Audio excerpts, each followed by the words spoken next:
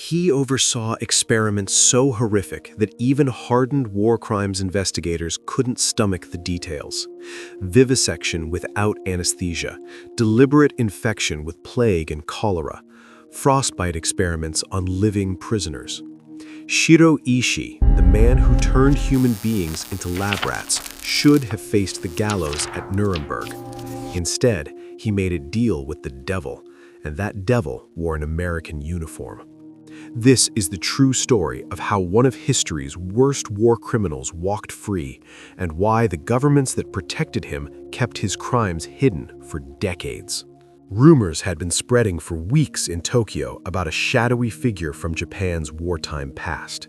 The year was 1950, and whispers of a man called Shirō Ishii, once head of Unit 731, the notorious Japanese biological warfare unit, began to erupt in both fear and fascination among those who knew the truth. During World War II, Unit 731 conducted documented horrendous experiments on living subjects, prisoners of war and civilians, testing deadly pathogens and chemical agents in what remains one of the most disturbing chapters of human cruelty in modern history. The unit's operations were shrouded in secrecy during the war, but the scale of their atrocities was staggering. Between 1936 and 1945, at a massive complex in Pingfeng near Harbin in occupied Manchuria, Unit 731 conducted experiments on an estimated 3,000 to 10,000 people, though the true number may never be known. The victims were primarily Chinese civilians and prisoners, but also included Russians, Koreans, and Allied prisoners of war. The experiments were nightmarish in their cruelty. Prisoners, referred to dehumanizingly as logs, maruta in Japanese, were deliberately infected with plague, cholera, anthrax, and other diseases to study the progression of illness and test potential biological weapons. They were subjected to vivisection while still alive without anesthesia because researchers wanted to study the effects of disease on living organs. Prisoners were exposed to extreme temperatures to study frostbite, then had limbs thawed and refrozen repeatedly until the tissue died and fell off. Some victims were placed in pressure chambers until their eyes popped from their skulls. Others were spun in centrifuges until death. Women were infected with syphilis and then raped to study disease transmission. Pregnant women were dissected alive to study the effects of disease on fetuses. The horror was systematic, documented, and conducted in the name of science. Drop a comment below and let us know where you're watching from. This is a story the world needs to remember.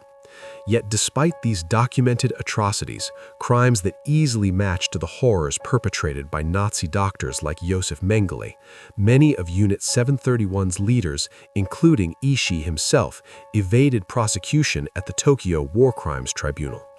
The reason was simple, cynical, and documented. The United States granted them immunity in exchange for their research data. As the war ended in August 1945, Ishii ordered the destruction of evidence.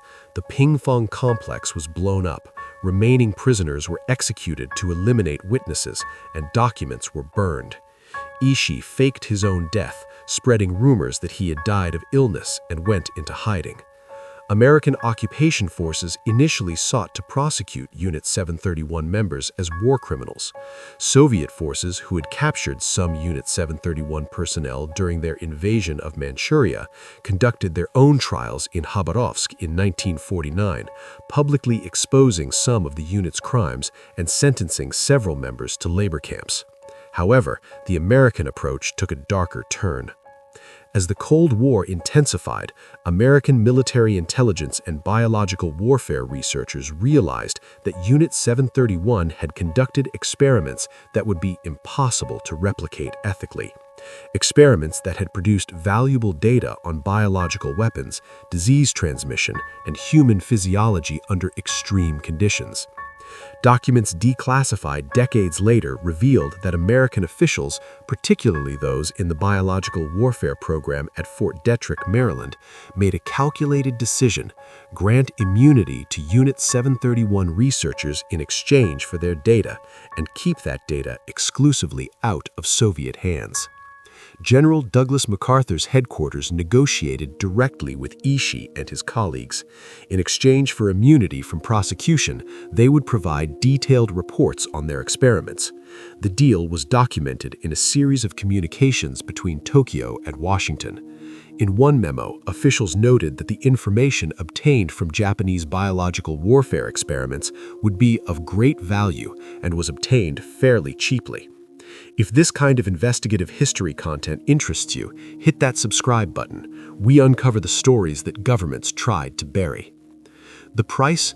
An estimated 3,000 to 10,000 human lives were reduced to data that the U.S. government purchased with immunity for mass murderers.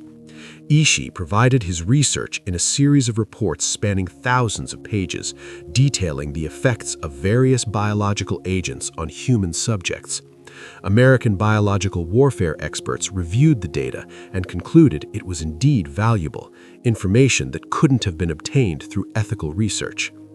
As Japan entered the post-war era, Ishii vanished from public view, but not from existence.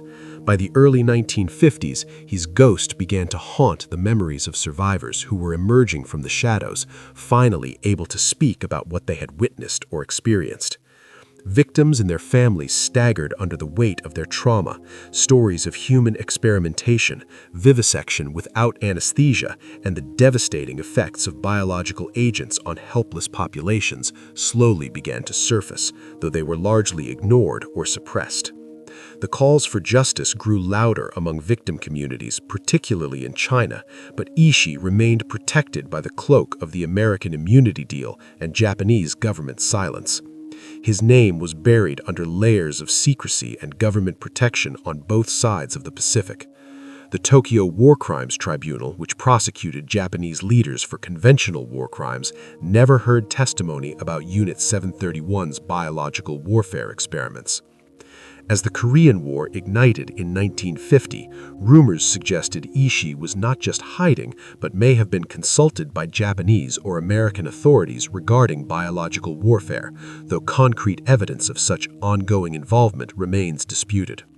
What is documented is that several of his former colleagues went on to prominent careers in Japanese academia, medicine, and pharmaceutical companies, with the Unit 731 background carefully expunged from their official biographies. The U.S. had indeed brought several Japanese researchers to America under programs similar to Operation Paperclip, which brought Nazi scientists to the U.S., though the biological warfare recruitment program was even more secret. The fate of Ishii himself remained deliberately obscured by both governments. In 1959, investigative journalists began to piece together the story of Unit 731, though their work was often suppressed or ignored. Japanese newspapers showed little interest in pursuing the story aggressively, partly due to government pressure and partly due to a national desire to move past the war. International attention was minimal as the Cold War dominated headlines, and the U.S. government had no interest in revealing its immunity deals with Japanese war criminals. Meanwhile, declassified documents from this period revealed that the Japanese government had indeed developed a keen interest in biological research since the war, though claims of Ishii orchestrating an underground network remain unsubstantiated. What is documented is that many former Unit 731 members held positions of influence in Japanese medical establishment, and the full extent of Unit 731's crimes remained officially unacknowledged. Families of victims tired of waiting for justice demanded answers, particularly as the 1960s brought increased awareness of wartime atrocities globally.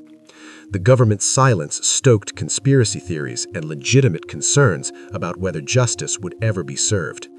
Some victims' families filed lawsuits seeking acknowledgement and compensation, though these were systematically dismissed by Japanese courts for decades. As the 1960s dawned, tensions among the survivors boiled over in China, where the communist government began documenting Unit 731 crimes more systematically, partly for propaganda purposes, but also to create a historical record. The testimonies were harrowing, detailed, and credible, corroborated by physical evidence at the Pingfong site and by documents that had survived destruction. Yet still, Shirō Ishii lived quietly in Tokyo, his immunity protecting him from prosecution.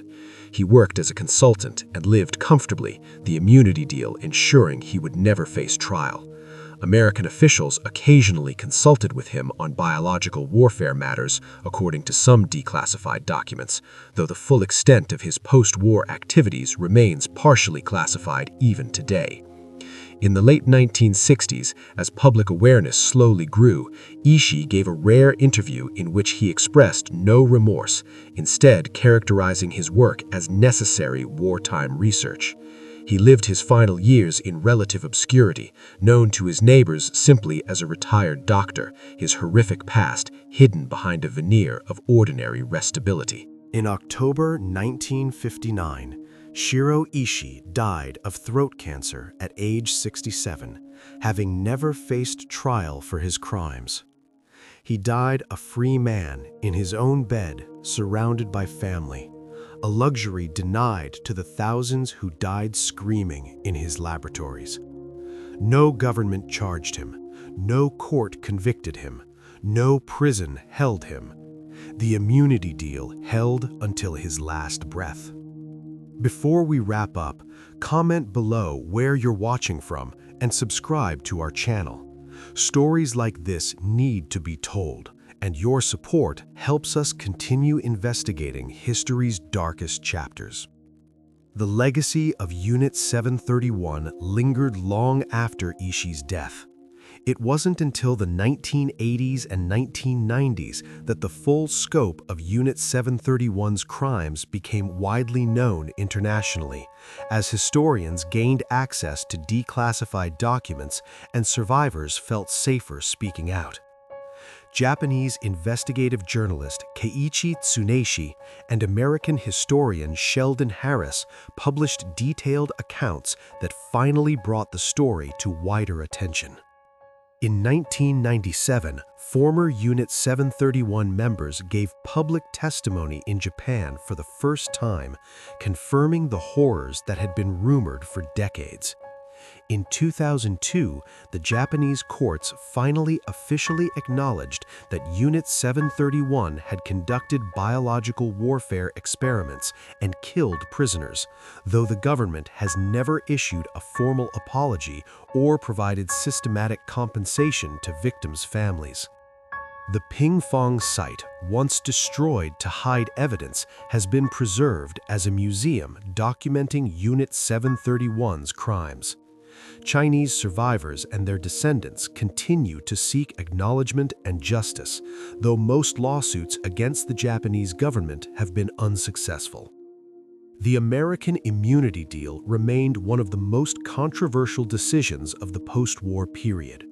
Critics argued that the U.S. compromised fundamental principles of justice and the Nuremberg precedent, that certain crimes are so heinous that they must be prosecuted regardless of political convenience. By granting immunity to Unit 731 members, the U.S. sent a message that scientific data could be more valuable than human life, and that war criminals could escape justice if they possessed information useful to the victor. Defenders of the decision argued that the data prevented future deaths by advancing understanding of biological agents, and that the Cold War context made it strategically necessary to keep the information from Soviet hands.